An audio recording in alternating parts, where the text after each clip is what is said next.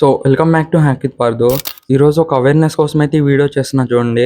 ముందుగా వీడియోలోకెళ్ళే ముందు సబ్స్క్రైబ్ అయితే చేసుకోండి వీడియో ఇన్ఫర్మేటివ్‌గా అనిపిస్తే. ఇన్ దీపావళి అయితే మనకి దగ్గరలోనే ఉంది ఫెస్టివల్. సో, ఇలా దీవాళి టైమ్స్ అండ్ ఫెస్టివల్ టైమ్స్‌లో మనకెలా స్కామ్స్ అయితే జరుగుతాయో చెప్తా చూడండి. ఏం లేదు, సింపుల్‌గా మీకైతే ఒక ఫార్వర్డ్ మెసేజ్ అయితే వస్తది. లింక్ అనేది మన ఫెస్టివల్ విషెస్ లాగా ఒక ఫార్వర్డ్ మెసేజ్ అయితే వస్తది.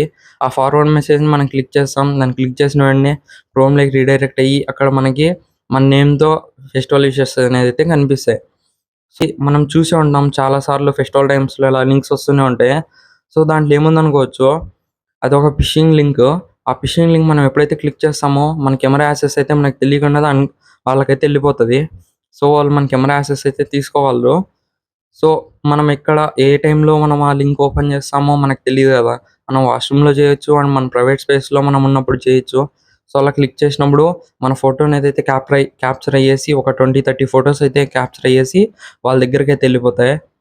సో, అలా జరిగేటప్పుడు బాధపడడం కన్నా జరగకుండా జాగ్రత్తగా అయితే ఉండండి.